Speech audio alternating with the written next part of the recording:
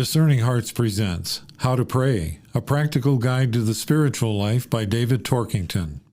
In this chapter, David reflects on From Meditation to Contemplation. He does not know what is the matter. All at once, God has retired to a distance. It is absolutely impossible to move the heart. He remains cold, frozen. Père Gabriel de Sainte Marie-Madeleine.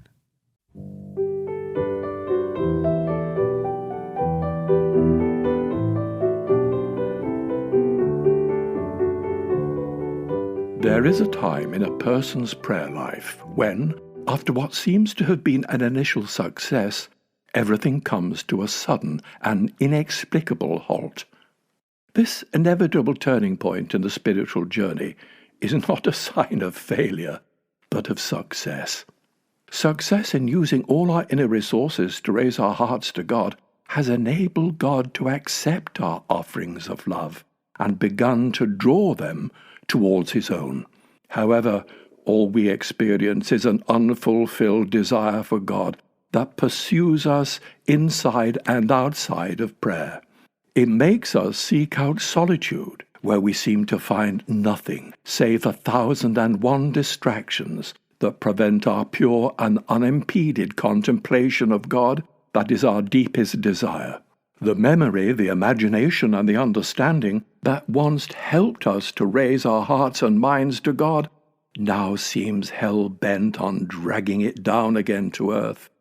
The reason for this is simple.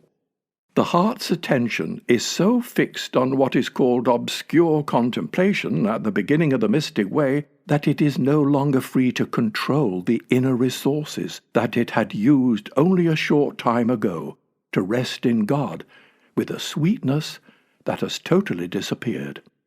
Once a spaceship comes under the gravitational pull of a distant planet, the canisters of fuel that thrust it through the Earth's atmosphere must be jettisoned.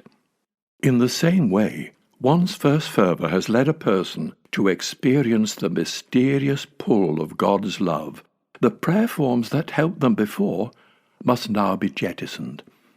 Any attempt to return to the prayer of first fervour will not only prove fruitless, but also impede the new form of prayer which will lead them onward and into the mystic way.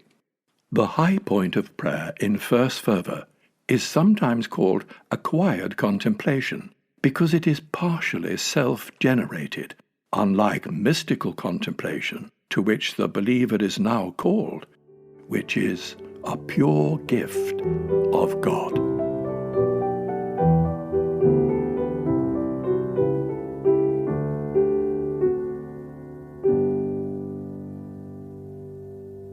You've been listening to David Torkington and How to Pray, a practical guide to the spiritual life.